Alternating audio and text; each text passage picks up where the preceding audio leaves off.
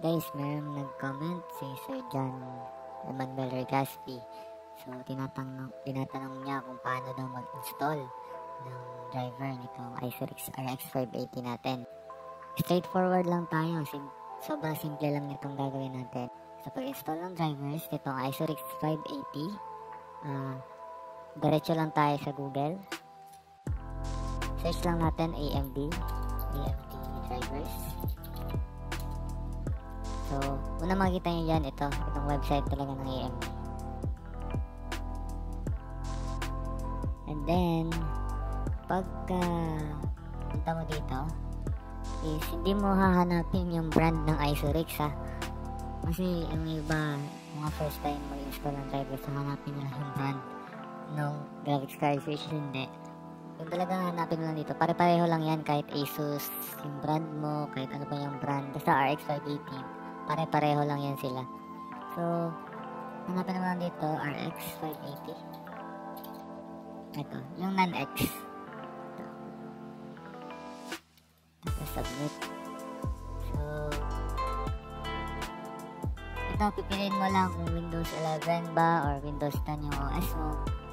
So, kung Windows 11, pipindutin mo to. Windows 10, pipindutin mo to. Windows 11 ako.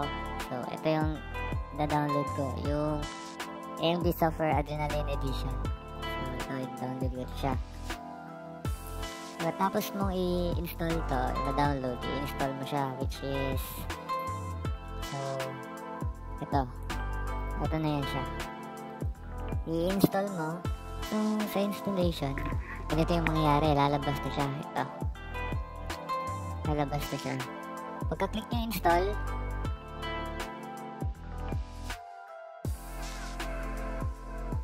ayan, nagrarun na siya.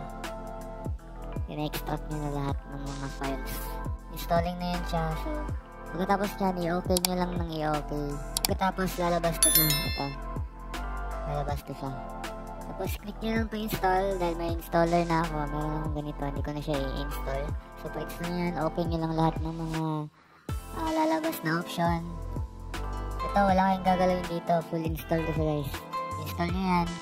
Magiging ganito yung result niya. AMD software, lalabas na siya. Ito. So, ito na yan.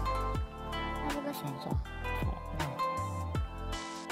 So, performance.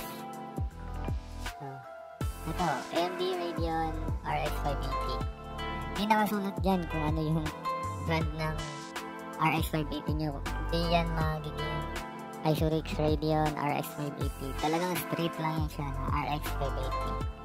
Don't forget to like and subscribe sa mga natulungan ko. And sana nakatulong to video na to. Simpleng video na to.